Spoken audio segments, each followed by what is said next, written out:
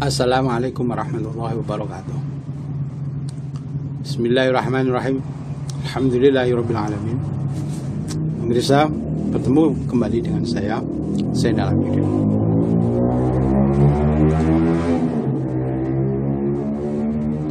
Di tahun 2024 nanti, ya, yang jadi presiden SPK Satrio Pinurka, ya, banyak narator yang menarasikan di mana di tahun 2024 yang di pemilihan presiden Indonesia, ya, ini mengatakan bahwa saat itulah yang akan duduk yang menjadi presiden adalah Satrio Piningit, semacam itu ya.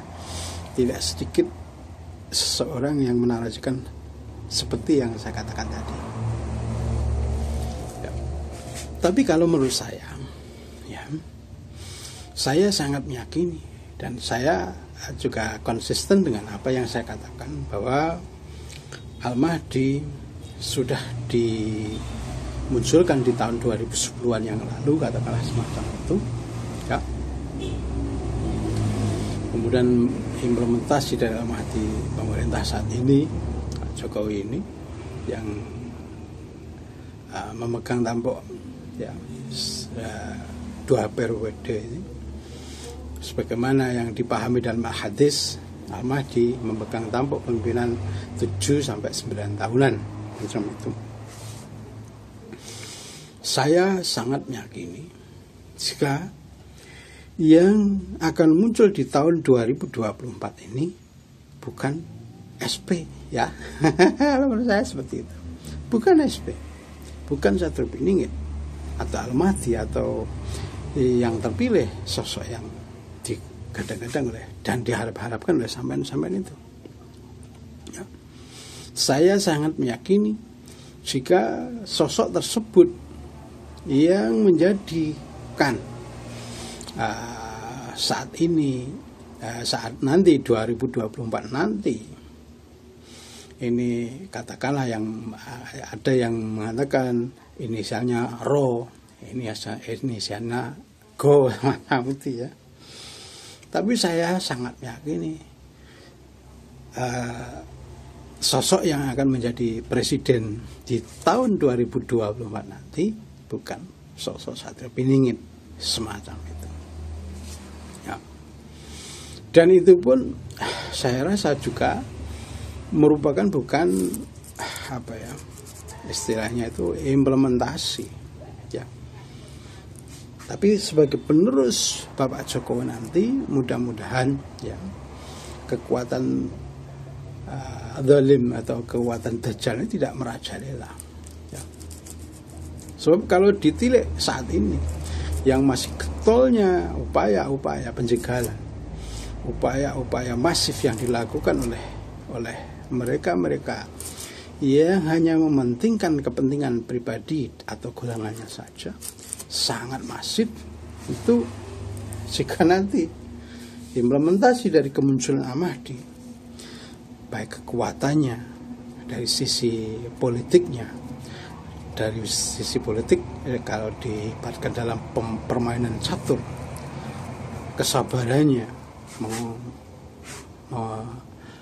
mempermainkan bidak-bidaknya, tentu saya sangat meyakini, ya, ini tidak sekuat Pak Jokowi saat ini yang saya menarasikan sebagai implementasi dari kemunculan Al-Mahdi. Bahkan kalau menurut saya, jika sampean bisa melihat seperti yang saya katakan, yang saya lihat dengan cara dari petunjuk Allah dalam kata-kata Al-Quran, tentu sampean akan melihatnya bahwa pemerintah saat ini sudah seseorang yang benar-benar revolusioner, macam itu. Sebab dari 70 tahun yang setelah kemerdekaan itu, Baru saat ini ada pembangunan yang begitu masif, terstruktur, ya besar-besaran semacam itu, ya, dengan pembangunan infrastruktur yang gila-gilaan semacam itu, baik tol laut, tol darat, tol langit, ya, tol tol darat, infrastruktur, bendungan, embung-embung, kemudian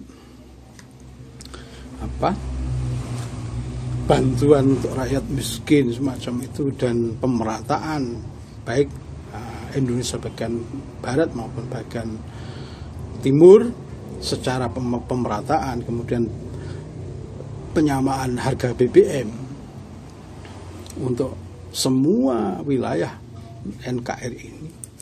Tentu ini bisa dikatakan sangat revolusioner semacam itu, ya. Bisa dikatakan Bapak revolusi semacam itu Pak Jokowi ini. Karena apa? Merevolusi dari pemikiran-pemikiran yang kolot, pemikiran-pemikiran yang hanya bertengkar dengan hukum-hukum agama saja. Ada yang mengharamkan, ada yang menghalalkan semacam itu, selalu bertengkar semacam itu, sehingga tidak ada karya-karya yang begitu nyata ada dalam kehidupan bermasyarakat di Indonesia ini. Ini merupakan bentuk perubahan yang sangat revolusioner semacam itu. Ya, ini kalau sampean bisa melihatnya seperti saya, ya.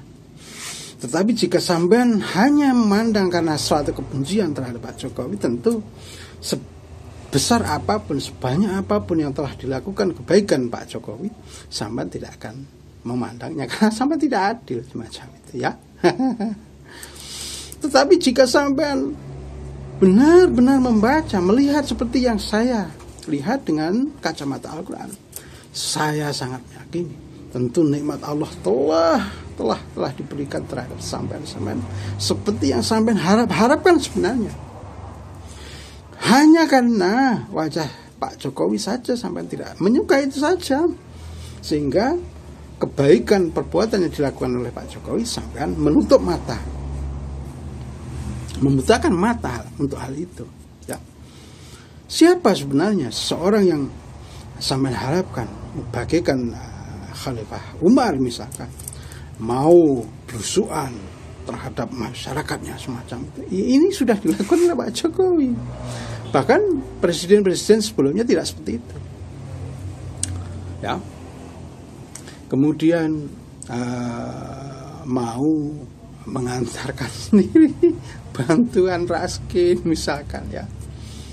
Ini sudah dilakukan oleh Pak Jokowi, dan itu seperti Khalifah Umar yang sampean harapkan itu. Tapi mengapa sampean masih membencinya? Seolah-olah kebenarannya begitu nyata ditampakkan oleh Allah, sampean mengkufurinya atas nikmat Allah ini. Apa kalau nikmat itu tidak sesuai dengan keinginan sampean, namanya bukan nikmat? Inilah sering saya katakan, sampean harusnya belajar Al-Quran dengan sebenar-benarnya makna seperti ini, ya, agar sampean bisa melihat dengan apapun itu dengan rasa adil semacam itu. Sehingga perlu dikatakan benar jika itu memang kebenaran. Lalu siapa yang fitnah bahwa Pak Jokowi adalah turun Cina? Semua itu ya Pak Jokowi asing misalkan, ya. Bahkan yang sampean pilih justru yang benar-benar keturunan China semacam itu. Sama tidak? Ini sudah tidak adil semacam itu. Makanya sering saya katakan, saya ingatkan sampean untuk kembali ke jalan Allah dengan cara membaca Al-Quran dengan sebenar-benarnya makna semacam itu, ya. Oleh karena itu nanti pada di tahun 2024 nanti, sehingga yang muncul presidennya ini nanti, ini saya sangat meyakini bukan Sadro Piningit SP itu atau Al-Mahdi itu atau Khalifatnya itu, ya. Saya sangat meyakini Bahkan kalau menurut saya, karena dalam hadis sudah dikatakan kepemimpinan khalifatul dunya hanya 7 sampai 9 tahun, maka saya katakan bahwa di tahun 2024 nanti implementasi pemerintah saat ini, ya saya katakan sebagai implementasi dari kemunculan Al-Mahdi, maka setelahnya nanti juga mungkin bukan lagi implementasi tapi meneruskan kebijakan-kebijakan Pak Jokowi macam itu. Saya sangat meyakini, dan kalau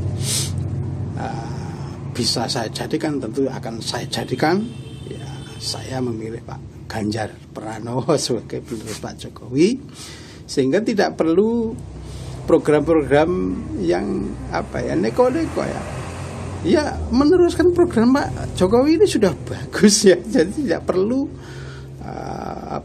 perlu tampil beda semacam itu. Ini saya melihatnya di Ganjar Pranowo.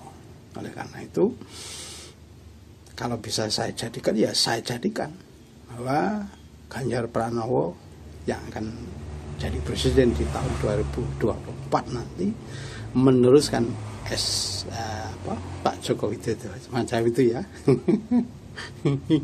Ini keyakinan kan saya, tapi ya nanti kebenarannya waktu yang akan memperlihatkan nanti.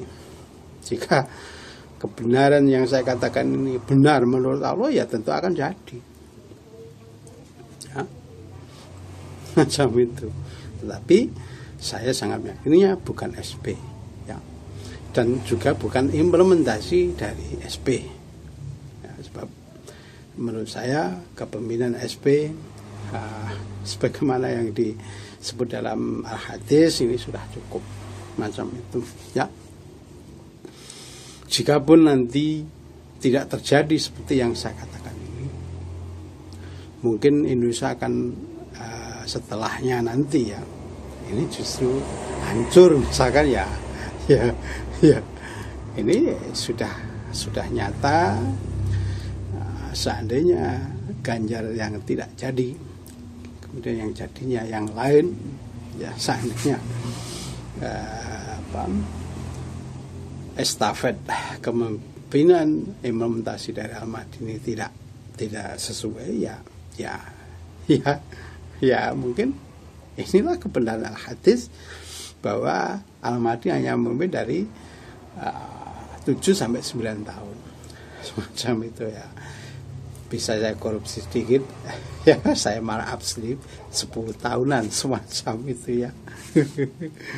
Ya. Tapi kalau melihat getolnya seseorang yang dulunya begitu menikmati dengan seorang pemimpin yang tidak tangguh semacam itu, saya kok pesimis, ya, semacam itu, ya. Semacam itu, karena sudah jelas jika tidak bisa bekerja, banyak menghamburkan anggaran, hanya pandai menata kata, ya. Banyak janji-janji yang tidak ditepati, itu pun dari survei elektabilitasnya itu masih tinggi. Ini kan saya sangat pesimis jika kekuatan semacam ini terus berkembang.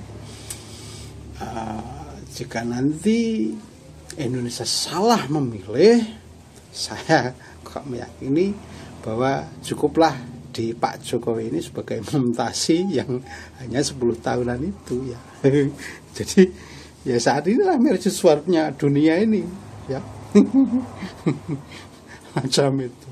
Jika sampean mengharapkannya lagi setelah ini yang sampean paksakan pilih itu, tentu saya sangat yakini Indonesia tidak akan mencapai mercusuarnya dunia macam itu, ya. Sebab apa? Ya kalau menurut saya saat inilah revolusi